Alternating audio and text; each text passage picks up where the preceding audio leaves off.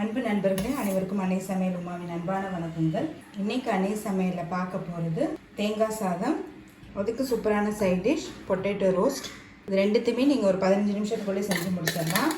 வாங்க தேங்காய் சாதமும் பொட்டேட்டோ ரோஸ்ட்டும் எப்படி செய்யறதுன்னு பார்க்கலாம். கடாயில் தேவையான அளவு எண்ணெய், நீங்கள் விருப்பப்பட்டீங்கன்னா தேங்காய் எண்ணெய் கூட சேர்த்துக்கலாங்க. 1 டீஸ்பூன் கடுகு, 1 டீஸ்பூன் உளுந்து, 1 டீஸ்பூன் கடலைப்பருப்பு.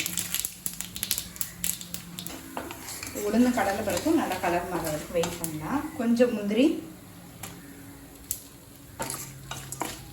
நீங்கள் விருப்பப்பட்டால் சேர்த்துக்கலாங்க. கொஞ்சம் கருவேப்பிலை, கொஞ்சம் பெருங்காயம், 4 பச்சை மிளகாய், 1 காஞ்ச மிளகாய்,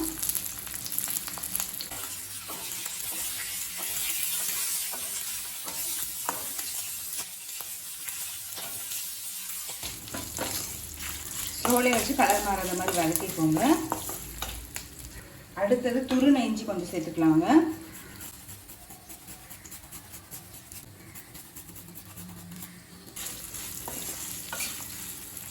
அடுத்தது அரை மூடி தேங்காய் துருவல் சேர்த்துக்கலாம். தேவையான அளவு உப்பு,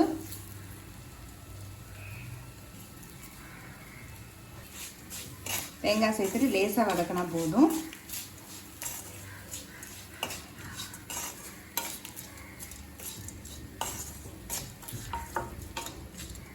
இப்போ லேசாக வதக்கியாச்சுங்க. இப்போ அடுத்தது இது கூடவே சாத்து சேர்த்துக்கலாங்க. 3 கப் சாத்து சேர்த்துக்கிறேன்.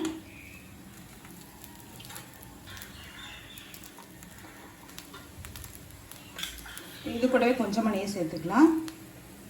நெய் கடைசியில் சேர்க்கறதுனால நல்ல வாசனையாக இருக்குங்க. இப்போ இதை நல்லா மிக்ஸ் பண்ணிக்கலாம்.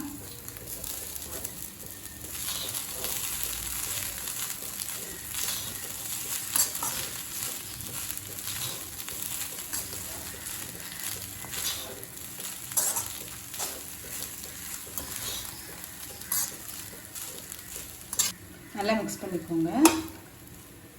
கொஞ்சம் கொத்தமல்லி. இப்போ சுவையான தேங்காய் சாதம் ரெடி ஆகிடுச்சு. அடுத்து உருளைக்கிழங்கு ரோஸ்ட் எப்படி செய்கிறதுன்னு பார்க்கலாம். உருளைக்கிழங்கு ரோஸ்ட்டுக்கு பொடி அரைச்சிக்கலாம். 5 காஞ்ச மிளகாய், 1 டீஸ்பூன் கொத்தமல்லி, 1 டீஸ்பூன் கடலைப்பருப்பு, 1/4 டீஸ்பூன் மிளகு, 1/2 டீஸ்பூன் சோம்பு. எல்லாத்தையும் நல்லா வாசனை வர வரைக்கும் வறுத்துக்கலாங்க. இப்போ இதை நல்லா வறுத்தாச்சு. இப்போ இதை மிக்சியில் அரைச்சிக்கலாங்க. தேவையான அளவு எண்ணெய், கொஞ்சம் கருவேப்பிலை, 1 டீஸ்பூன் இஞ்சி பூண்டு விழுது,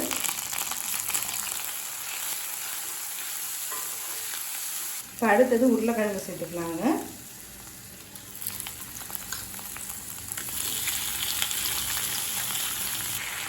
தேவையான அளவு உப்பு,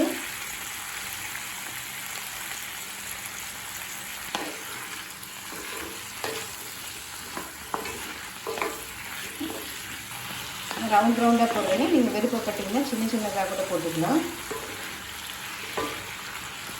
இதில் கொஞ்சமாக தண்ணி தெளிச்சுக்கலாங்க. இப்போ உருளைக்கிழங்கு நல்லா பாதி வேகிற வரைக்கும் வெயிட் பண்ணலாம்.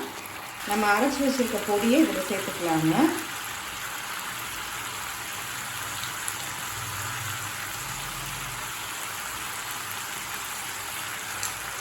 மீதி இருக்கக்கூடிய நீங்கள் நெக்ஸ்ட் டைம் கூட யூஸ் பண்ணிக்கலாம். உருளைக்கிழங்கு எந்த அளவுக்கு தேவையோ அதுக்கு மட்டும் யூஸ் பண்ணிக்கோங்க.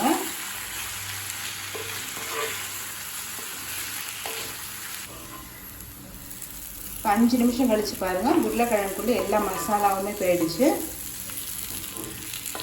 உருளைக்கிழங்கு பாருங்கள் நல்லாவே ரோஸ்ட் ஆகிடுச்சுங்க. இன்னும் உங்களுக்கு கிறிஸ்பியாக இருக்கிறதுனால இன்னும் கொஞ்சம் நேரம் வைக்கலாம். இப்போ உருளைக்கிழங்கு ரோஸ்ட் ரெடி ஆகிடுச்சுங்க. சர்வ் பண்ணிடலாம்.